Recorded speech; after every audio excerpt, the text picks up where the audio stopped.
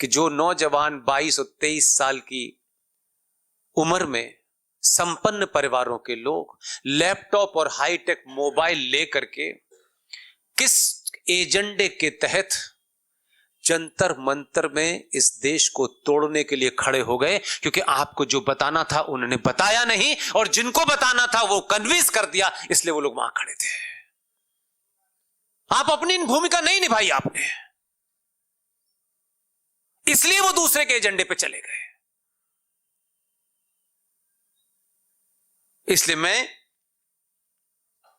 एक मुहिम चला रहा था, ये मुझे जब इनविटेशन मिला, बहुत बात की बात है, पिछले 2-3 साल से एक नहीं कई सारी मुहिम मैंने चलाई।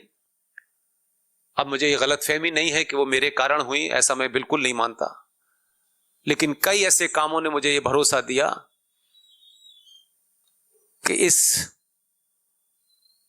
जो मैंने इस दौर में शुरू किया है श्रृंखला, यही करना है और कुछ नहीं करना है। संविधान के अंदर जिस दिन चित्र आए, हजारों लोगों ने हजारों तरीके की बात कही होगी। मैंने कहा इससे यह भरोसा तो हो गया कि सड़क पे खड़े कहने से राजा सुन लेता है। वंदे मातरम भारत की संसद में तो बहुत बात की बात है। आर्काइव में रखी हुई ओरिजिनल सोर्स को पढ़ेंगे तो आप इरफान हबीब और रोमिला थापर के लिखे हुए इतिहास को नहीं जान पाएंगे। फिर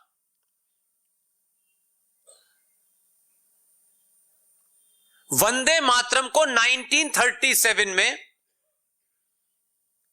जब यह कांग्रेस पार्टी की मीटिंग में गाया जाता था, तो जब भाईजानों की ज्यादा गिनती हो गई कांग्रेस पार्टी में, तो वहां यह विद्रोह उठा कि हम इस्लाम को मानने वाले लोग हैं। मेरे परिचय में एक बात थोड़ी सी अधूरी है, मैं इसलिए बता दूं आपको। कहा गया कि मैं अलीगढ़ में पैदा हुआ हूं और अलीगढ़ मुस्लिम यूनिवर्सिटी में पढ़ा हूं। मैं अलीगढ़ मुस्लिम यूनिवर्सिटी में पैदा हुआ हूं और मैंने बहुत अपने भाषणों में कहा है, ऊपर वाले को पता है किसको कहां पैदा करना है, क्या ट्रेनिंग देनी है, फिर उससे क्या काम लेना है। अलीगढ़ मुस्लिम विश्वविद्यालय में एक ही परिवार था हमारा। उस वक्त तक ये जो कुछ आज बोल रहा हूं ये मुझे पता तक नहीं था। 5 वक्त की नमाज, रोजा और कुरान मजीद को पढ़ना ये स्कूल में कंपलसरी था, तो हमको भी पढ़ना पड़ा। और हमने कभी ये नहीं सोचा कि हम कुछ ऐसी चीज पढ़ रहे हैं जिससे कि हम रातों रात हिंदू से मुसलमान हो जाएंगे। मैं अपने माता पिता को, जो दोनों अब नहीं है इस धरती पे, मैं सच में ये सोचता हूं कि किस नियति के तहत हम अलीगढ़ यूनिवर्सिटी में पैदा हुए, किस नियति के तहत हमने वो सब पढ़ा, सुना, जिया। एक कुछ चीजें पढ़ते हैं वो भूल जाते हैं लोग, जब आप उस चीज को जीने लगते हैं तो फिर वो कभी भूलते नहीं है। अब जो उन्होंने कुरान पढ़ाया बगनबेरिया की डंडी से मार मार के मौलवी साहब ने, अब वही मौलवी साहब परेशान है कि ये तो अब उल्टी उल्टी बातें बता रहा है। कह रहा कि यार हमने तो इसे पढ़ाया था, तुमने पढ़ाया था, मैं तो तुम्हारा ही प्रचार कर रहा हूं। अब वो कहते हैं हमने बता तो दिया था ये सोच के कि ये अकेला है। मैंने कहा मैं दुनिया को बता रहा हूं कि इसमें क्या लिखा है। तो बात यह है कि बिना जाने न तो शब्दों का प्रयोग करना चाहिए और न बिना जाने किसी बात पे अपना ज्ञान देना चाहिए।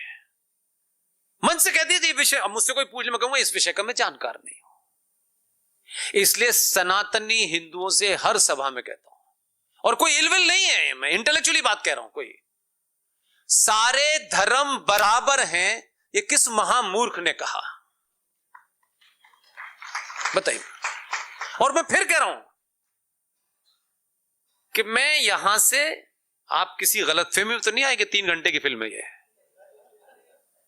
मेरी बात बंगाल में अगर रात 12 बजे तक भी पूरी नहीं तो सुबह तक बोलूंगा, ध्यान रखिएगा। बंगाल में विचार, पढ़ाई लिखाई, तर्क कुतर्क ये बहुत होता है। हमें बंगाल में नहीं पैदा किया, उसका बदला ले रहा हूं। इसलिए मैं जो बेसिक कंफ्यूजन दूर अगर आपके हो जाएंगे तो आज आपको अच्छी नींद आएगी।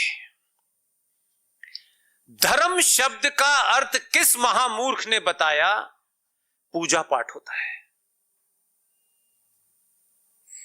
किसने कहा कि धर्म का मतलब पूजा पाठ होता है? कहीं सुना आपने? धर्म शब्द का हमारे शास्त्रों में, हमारी मान्यताओं में, परंपराओं में धर्म शब्द का होता है अर्थ आपका कर्तव्य, आपकी ड्यूटी। एक पिता का धर्म क्या है, एक राजा का धर्म क्या है, एक मां का धर्म क्या है, एक बेटे का धर्म क्या है। तो धर्म तो पूरे संसार में, इस ब्रह्मांड में एक ही है। उसका नाम है सनातन। और जिस सनातन को हम जब कहते हैं, जब उसकी व्याख्या करने का समय आता है तो फिर हम इधर उधर घूमने लगते हैं। हम वो हैं जिसकी कोई डेट नहीं है। सनातन 5 तत्वों पे टिका हुआ है ना? और उन 5 तत्वों पे जिस पे टिका हुआ है, उस जमाने साइंस नाम का शब्द नहीं था। लेकिन हमारा ऋषि मुनि, वो कौन था मैं नहीं जानता, वो उस फिलॉसफी को जानता था। तो जैसे किसी बच्चे को कोई बहुत कॉम्प्लेक्स बात को समझाने के लिए कुछ थोड़े बहुत इधर उधर की चीजें इस्तेमाल करनी पड़ती हैं, वैसे ही उसने हमारे साथ किया। और धीरे धीरे हम मूल को नहीं समझ पाए और जो सामने था फिजिकल, उसको पकड़ लिया। और इस मामले में दुनिया के अंदर सिर्फ मां ही है जो उसको समझती है। यह बिल्कुल करीब करीब ऐसा है कि जो एक बच्चा होता है छोटा सा, यह किसी मिस वर्ल्ड ने नहीं बताया है, एक गरीब से गरीब मां, अमीर से अमीर मां, ये उसी का नरेटिव है। मैं इन चीजों को पास से देखता हूं तो उसका इस्तेमाल करता हूं। एक छोटा सा बच्चा, बहुत छोटा बच्चा, जब वो दूध नहीं पीता है और मां उसके पीछे पीछे भागती है, तो आखिर में मां क्या कहती है? मां को पता है कि दूध इसके स्वास्थ्य के लिए जरूरी है, इसका पीना जरूरी है। तो मां ने एक नया नैरेटिव निकाला कि तुम अगर दूध नहीं पियोगे ना तो भौंबा आ जाएगा। अब बच्चे को डर लगा भौंबों से, उसने दूध पी लिया। मां ने इस नैरेटिव को यहीं तक इस्तेमाल करना था, आजीवन नहीं डराना था उसको। अब वो बच्चा 12 साल का हो गया। जो लोग कहते हैं ना मां पढ़ी लिखी है, ये जो डिग्री मांगने वाली मां है ना, उनसे भगवान बचाए। ये राष्ट्र उन्हीं माओं से चल रहा है जिन्होंने डिग्री नहीं ली है, ये उन्हीं से चल रहा है। आज भी गरीब से गरीब मां, अमीर से अमीर मां उससे हिली नहीं है। मां को जितना हमने वेस्टर्न कल्चर के हिसाब से ओढ़ लिया है ना, उस पे मैं बोलूंगा 5 मिनट।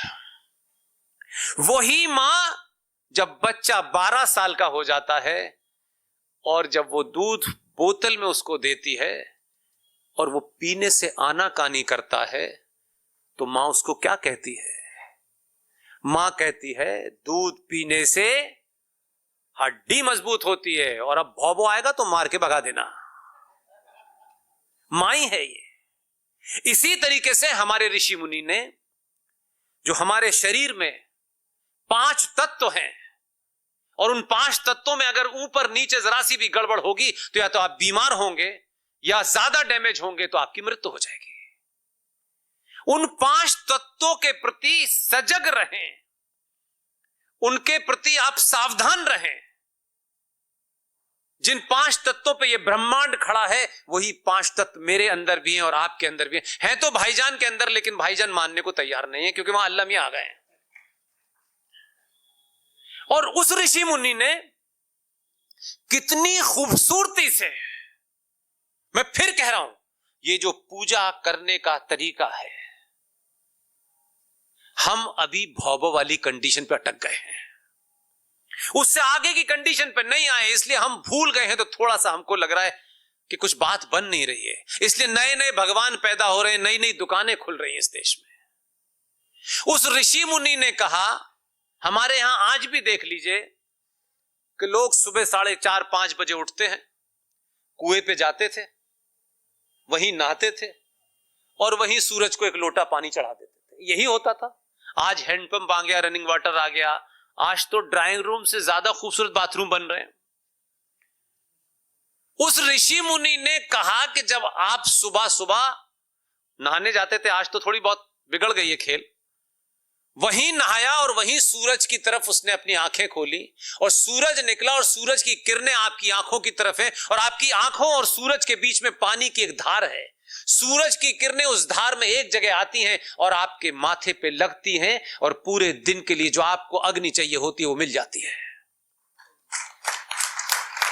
आपके ऋषि मुनि ने कहा, यसनी एस्टन टेटे पैदा हो गए थे कोई, ये साइंस के फलाने हैं, ये डिफाके हैं, इनकी इतनी लंबी दाढ़ी है, इनके तलम उड़ा दे, सब अलग कहानी है। उस ऋषि मुनि को पता था, जब ये शब्द भी नहीं था तब उसने आपकी भावनाओं से इसलिए जोड़ा कि वो आपको तर्क तौर पर नहीं समझा सकता था। हमें उन तर्कों को समझने की बुद्धि हमारी विकसित नहीं थी। उसने कहा, पूरे ब्रह्मांड में एक पेड़ है, इसकी पूजा करना। अब पूजा का भाव अलग होता है और आज जो पूजा हो रही है उसमें जमीन आसमान का फर्क है। पूजा से उसका भाव था कि कभी इसको खराब मत करना, इसको गंदा मत करना, इसको काटना मत। वो यही समझा सकता था और ये कह के वो आगे बढ़ गया।